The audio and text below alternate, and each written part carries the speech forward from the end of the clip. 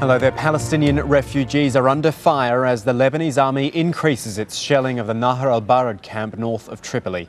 The camp is home to about 40,000 Palestinian refugees and they're appealing for help and for an end to the bombardment. Casualties and bodies are said to be lying under rubble. Meanwhile, Lebanese army forces continue to battle with gunmen in the camp from the Fatah al-Islam group. Our correspondent Zaina Khoda is overlooking the Nahr al-Bared camp. She joins us now. Zaina, this started some 2.5 hours ago. How has it developed? Has it, in your opinion, gotten worse? Well, yes, it has gotten worse because 2 hours ago we're noticing that most of the shelling is taking place within, or the targets, it was in the center of the camp. Now we're seeing it in other areas. As we mentioned earlier, there has been no let up in the fighting at all. The past 2 hours have been really fierce. There have been a lot of gun battles. The Lebanese army from more than one position have been firing tank shells into the Nahr al-Bared refugee camp. We're hearing a lot of gunfire within the camp, apparently Fatah Islam retaliating with their guns. 2 hours ago there was supposed to be a truce. That truce now is in jeopardy. We don't know whether or not both sides will be able to reach another truce to allow ambulances to reach the camp and to evacuate the wounded and to provide the people with basic food supplies and medicine. Zaina, you said 40,000 people in the camp. Hello? Can you still hear me, Zaina? Yes, I can. Fantastic. You said 40,000 people in that camp. I'm just wondering if you can give us an idea from that vantage point where you are of how big the area is and just how packed in those people would be in that area that's being shelled. Well, it's very densely populated. I don't know what you can see from here, but this is the northeast of the camp, and you're talking 40,000 people, 1.25 square kilometer territory. Most Palestinian camps in Lebanon are like this. The biggest camp is in the southern port city of Sidon, and there you have some 80,000 people living in the camp. Most people live in one room. Families live in one room, 5 to 6 members of one family. These people are poor.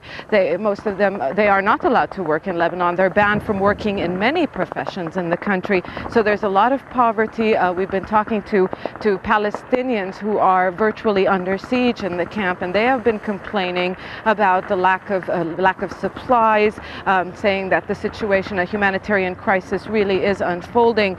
We do know from sources that Fatah Islam has 3 main bases in the camp and five offices, but of course they're not going to be holed up in those offices or their headquarters at this time. They must be using buildings, homes as a cover, and maybe civilians as human shields at this time. Which leads to my next point. I was going to talk about evacuations from the camp. Now, there was a brief respite earlier which allowed some evacuations. Is there any indication that could be allowed to happen again?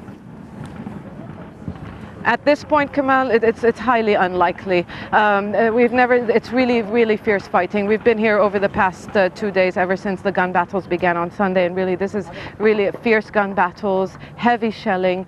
We do not know why this actually happened. We saw the ambulances from the Palestinian Red Crescent, from UNRWA, packing up bread and medicines in their cars and their vehicles, and as they were approaching the entrance of the camp, they barely arrived, and then we saw the gun battles, they just erupted. We don't know what caused this latest flare in violence, but right now the fate of scores of people, scores of Palestinian civilians in the camp is now we don't know what will happen to them. We've talked to people inside, and a lot of people do need medical attention.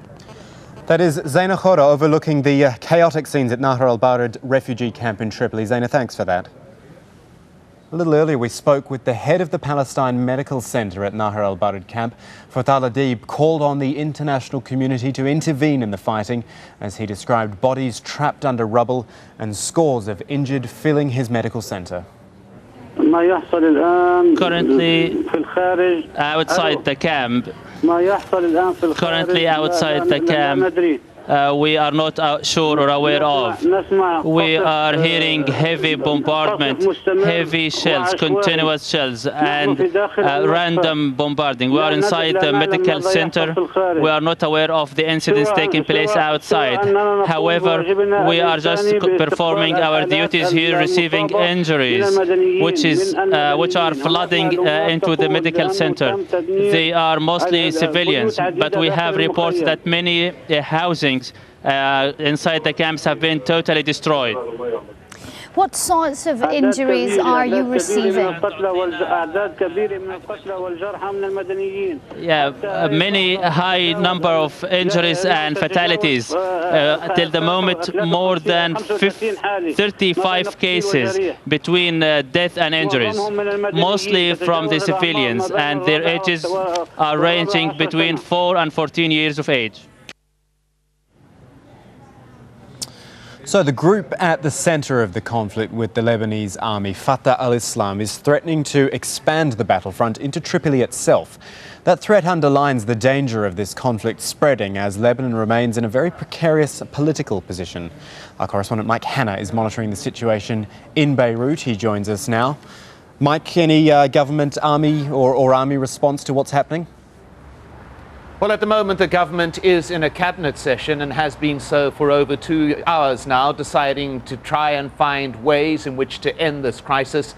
Throughout the day, there has been communication between the government and the mainstream Palestinian factions, Hamas, the PLO, and Fatah, in ways in which some kind of settlement, some kind of resolution to this ongoing situation can be resolved, could be negotiated, could be mediated. Now, all these attempts have quite clearly failed. The massive eruption of violence in the past few hours, an all too graphic reminder of that particular fact. That cabinet meeting still ongoing. We understand from a source in that cabinet that the question of the Lebanese army moving into the camps has been discussed, but no decision has been taken on this particular point yet. This is a particularly dangerous situation. Throughout decades now, there is an agreement that the Lebanese army will not enter any of the Palestinian camps. There are 12 Palestinian refugee camps scattered throughout Lebanon. There are some 400,000 refugees in Lebanon, more than half of whom do live in these camps. But a source in the cabinet says that although that matter was discussed, there is a realization that it would lead to, in his words, a massacre. And certainly what we do know as well, and what we've heard from the army themselves, is that they are not equipped for the kind of close-quarter guerrilla warfare that such an operation would entail. So it's a complete stalemate at the moment, hence the army now falling back on operating from a relative distance, the shelling, sending shells into the camp, into civilian areas, and right throughout the day and for the past 24 hours, there has been strong backing for the Lebanese army from the mainstream Palestinian factions. However, several members within these factions are now saying that the army is going too far. They have got to show some restraint, that the civilian death toll is becoming unacceptable in terms of their operations against Fatah Islam. Kamal. I guess, Mike, there's something that the Lebanese government really has to consider here as well as what you just mentioned. 12 other camps, the threat of spillover, sympathy from those other camps. Yes, well, certainly this is a problem, and this has been preying on the minds of the government and, in fact, all Lebanese since this crisis began. Certainly there are a unique set of circumstances within this particular refugee camp, and that is that militant group that has been operating out of there since it was formed in November last year. So that is something different from the other camps. However, in each of the camps there are various militant groups of various sizes.